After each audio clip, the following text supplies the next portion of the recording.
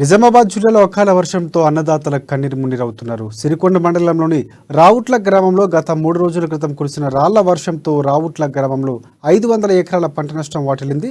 రాళ్ల వర్షంతో దెబ్బతిన్న పంటలు rural MLA RTC chairman Bajireddy Govardhan తనేడు, ధర్పల్లి జడ్పీటీసీ బాజిరెడ్డి జగన్ పరిశీలించారు. ఈ సందర్భంగా ఎల్లవేళలా అన్నదాతలకు అండగా ఉంటామని, నష్టపోయిన రైతులను రాష్ట్ర ప్రభుత్వం ఆదుకుంటుందని జగన్ అన్నారు.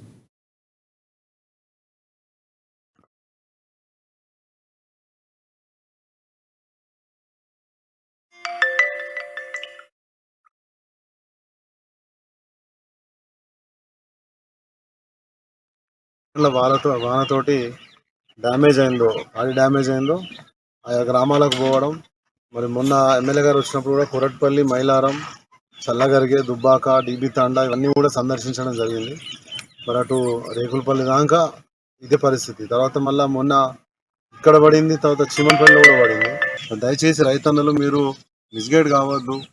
మేమందరం ఎంత చేయాలో అంత చేసే ప్రయత్నం చేస్తాం. మా ప్రభుత్వం ఒకటి నామ్స్ ప్రకారం ఇన్పుట్ సబ్సిడీ ఒక 10,000 ఇద్దాము ఎకరానికి అని చెప్పి నిర్ణయం చేసుకోవడం జరిగింది. కాబట్టి నష్టపోయిన రైతులకు 10,000 చొప్పున వస్తాయి.